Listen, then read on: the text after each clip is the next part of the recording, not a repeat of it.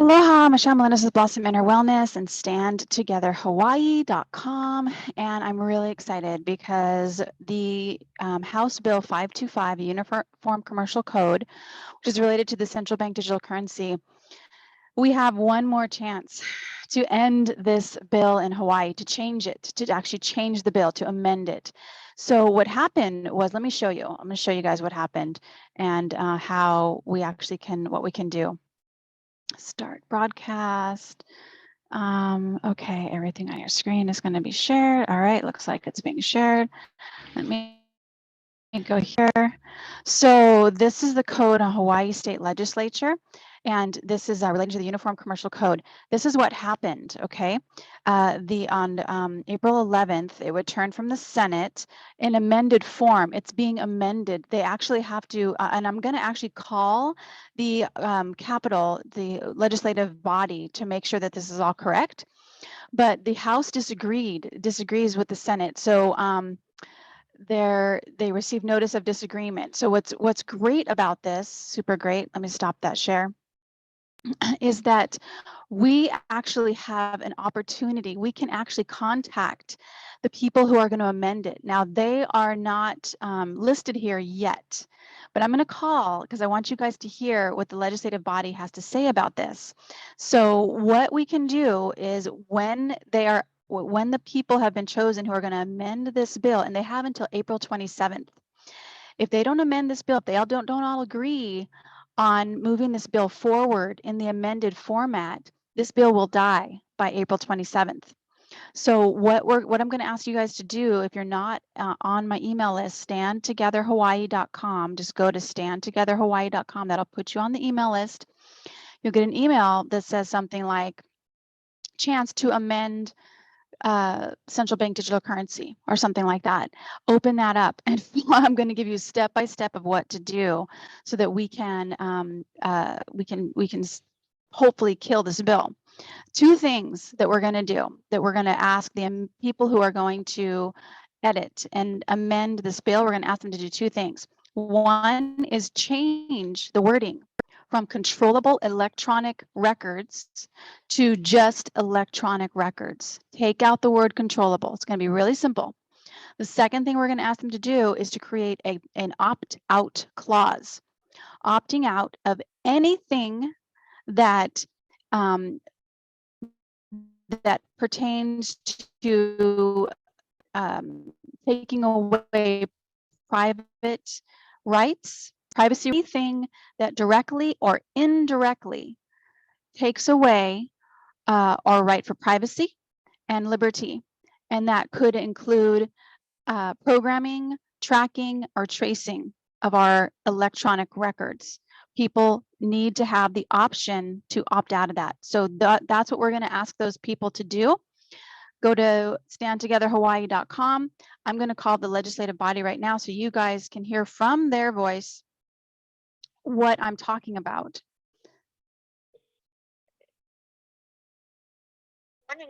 Good afternoon from the Mexico. This is Liz. How may I help you? Hi, aloha. My name is Michelle Melendez, and I'm recording this because I wanted to send it out to people so that they understand what's going on with House Bill 525, which is being amended. And I see that you guys have not chosen who is going to amend that. Can you explain about this bill right now? What's happening with the 525, House Bill 525, the Uniform Commercial Code bill? Sure. So it looks like HB 525, the latest status update on this bill is that the House has said that they disagreed with the Senate amendment because it's a bill that originated in the House. And they've already passed it in HB2 out of their chamber. And then the Senate, of course, passed an SB2, so different changes in their chamber. Then was sent back to the House, and it's just asked of the House, do you agree or disagree with the changes that the Senate made on your bill? And the House has stated that they disagree with the changes. And it's usually very procedural, this disagree. It's usually done on the House floor, just the chamber floor, in this case the House floor, where all the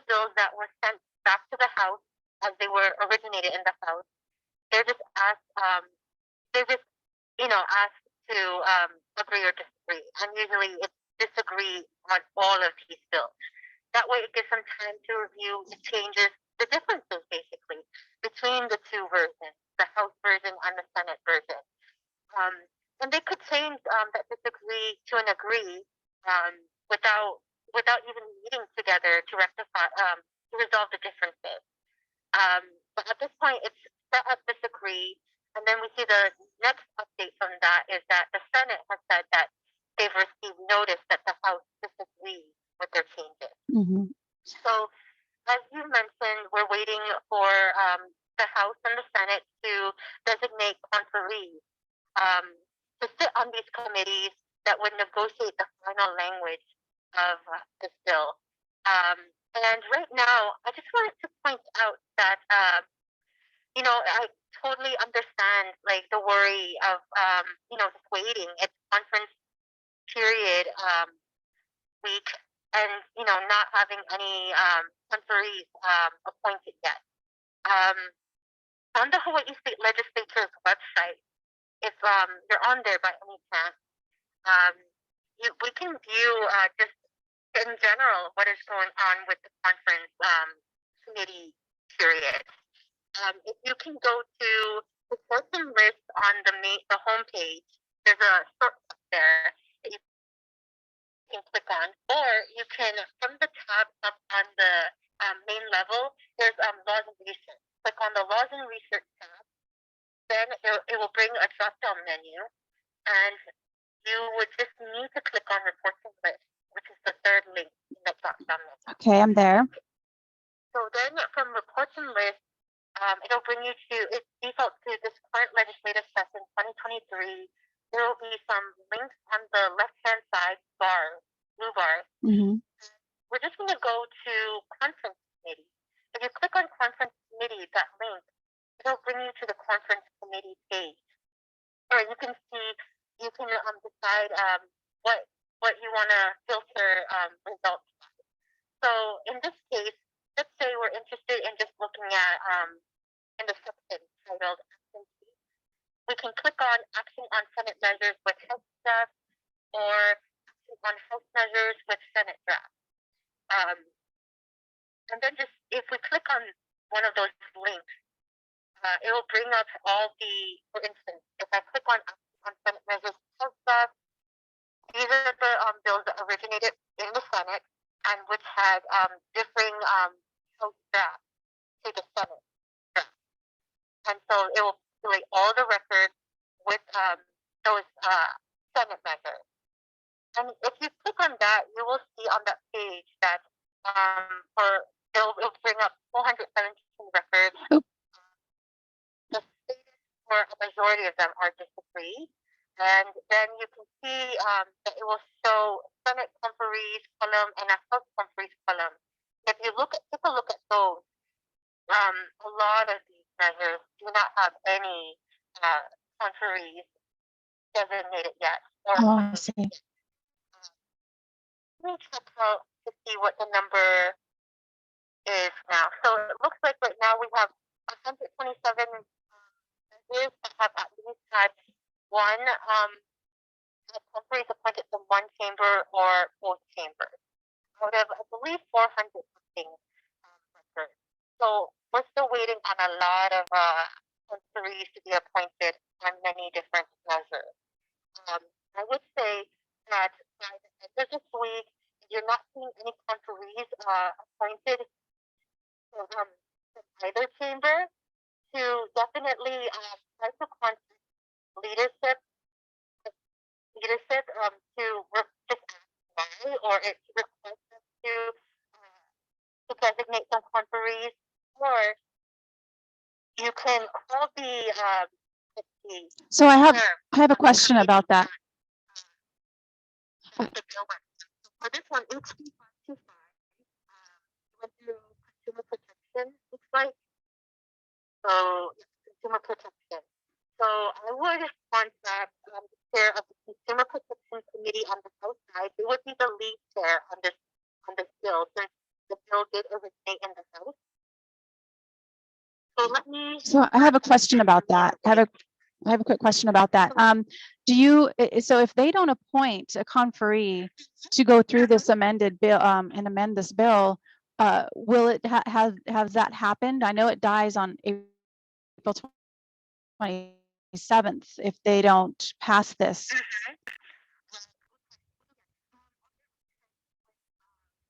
Chamber doesn't appoint any of the conferees. Let's say one side does appoint conferees, the other side decides not to, then it won't ever really be able to, we won't ever be able to have the on the final language of the bill in order to pass it out in time at all. So in that case, if you're only seeing conferees appointed from one chamber but not the other, I would highly recommend to contact the committee chair of the chamber that did not appoint any conferee. But if they don't, and it,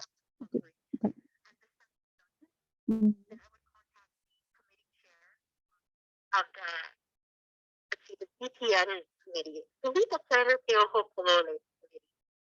So I would contact Senator Piojo Colole, ask him if he knows what's going on, about appointing the conferees, if something could be done to appoint conferees on the Senate side, that sort of thing. So if the Senate does appoint conferees, but the House doesn't, I would, same thing, just contact the committee chair of the Consumer Protection Committee. That's what would be considered the subject matter committee.